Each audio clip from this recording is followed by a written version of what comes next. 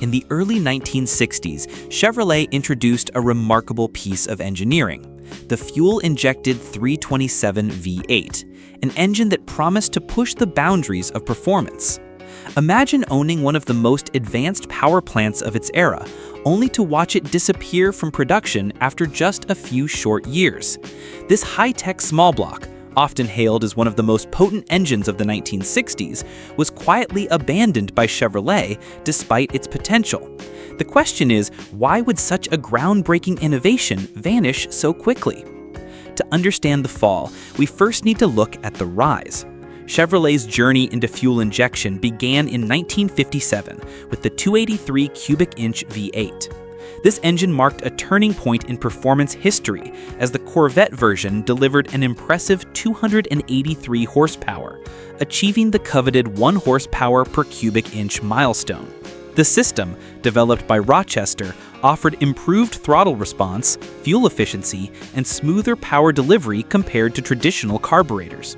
It remained in production until 1961, earning a reputation as a showcase of Chevrolet's engineering prowess. By 1962, the small block had evolved into the legendary 327 V8, identified by the RPO 582 code in Corvettes. Displacing 5.4 liters and delivering a formidable 360 horsepower with 352 pound-feet of torque, it became one of the most powerful small blocks of its time. Thanks to its mechanical fuel injection system, it was both responsive and efficient, allowing Corvettes to sprint from 0 to 60 miles per hour in just over 5 seconds, blistering speed for the era. In 1964, the engine received refinements under the RPO L84 code, improving reliability and drivability without sacrificing performance. Despite its capabilities, the fuel-injected 327 soon found itself overshadowed by Chevrolet's new big block offerings, such as the 396 V8. While the 396 offered more displacement and a rated 425 horsepower at a competitive price, the lighter 327 often matched its quarter-mile times. In fact, Mickey Thompson famously recorded a 13.89-second pass with a fuel-injected 62 Corvette, proof that this small block could go toe-to-toe with larger rivals. Yet the technology came with challenges.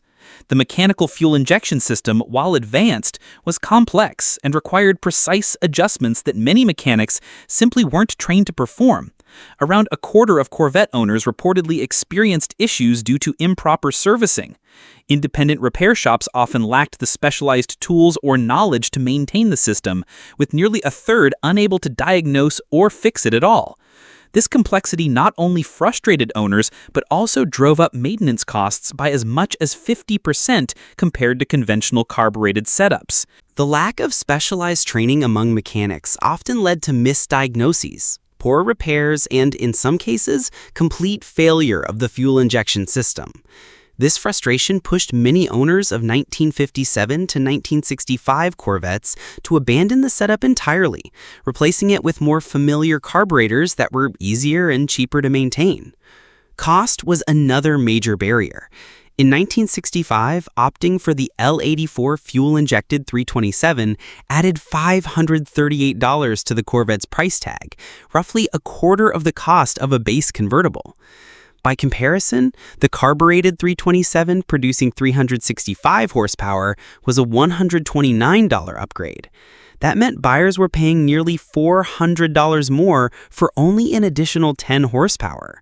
The steep price was due to the specialized tools and expertise required, along with the expense of replacing precision components like injectors, pumps, and valves. Availability of parts also became a growing problem. Many key components for the mechanical fuel injection system could only be sourced through Chevrolet dealerships. As supply grew scarce by 1965, owners often faced long waits for replacements. This, combined with high costs and maintenance challenges, made aftermarket carburetor conversions an increasingly popular solution. By the mid-1960s, the number of fuel-injected Corvettes on the road had dropped sharply, sealing the fate of the 327 Fi. The official end came in 1965.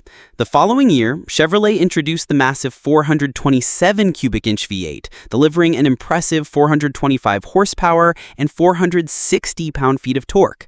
It quickly became the Corvette's top performance option. Buyers found it hard to justify the pricier, lower displacement fuel-injected engine when larger, more affordable big blocks offered greater output. While the 327 Fi was lighter and better balanced for handling, muscle car buyers of the era often prioritized brute force over finesse. In hindsight, many enthusiasts see the decision to phase out the fuel-injected 327 as short-sighted. Big blocks brought power, but they also added weight, which hurt the Corvette's agility and cornering ability. The lighter small block, with its advanced fuel system, offered a better balance of performance and drivability. Its influence resurfaced years later when Chevrolet brought fuel injection back in 1982 with the Crossfire injection system on the Corvette. This revival was driven by the oil crises and tightening emissions laws of the 1970s, which made carburetors increasingly obsolete. The 1982 Corvette's injected 350 cubic inch V8 produced 230 horsepower while meeting stricter efficiency and environmental standards, proof that the concept still had a future. Though the original 327 Fi was only in production from 1962 to 1965, it earned a lasting place in Corvette history. It represented Chevrolet's early embrace of advanced engineering, combining strong performance with fuel efficiency and refinement. For collectors and enthusiasts, it remains a symbol of the brand's innovative spirit. While bigger engines like the 396 and 427 eventually took the spotlight, the fuel-injected 327 helped cement the Corvette's reputation as a world-class sports car. Today, it's celebrated as a milestone in performance engineering, a machine ahead of its time, bridging the gap between raw muscle and sophisticated technology. Though it was ultimately overshadowed by the horsepower wars of the 1960s, its legacy endures, influencing the fuel injection systems that dominate modern performance cars. The 327 Fi's short but spectacular reign remains one of the most fascinating chapters in Chevrolet's performance story.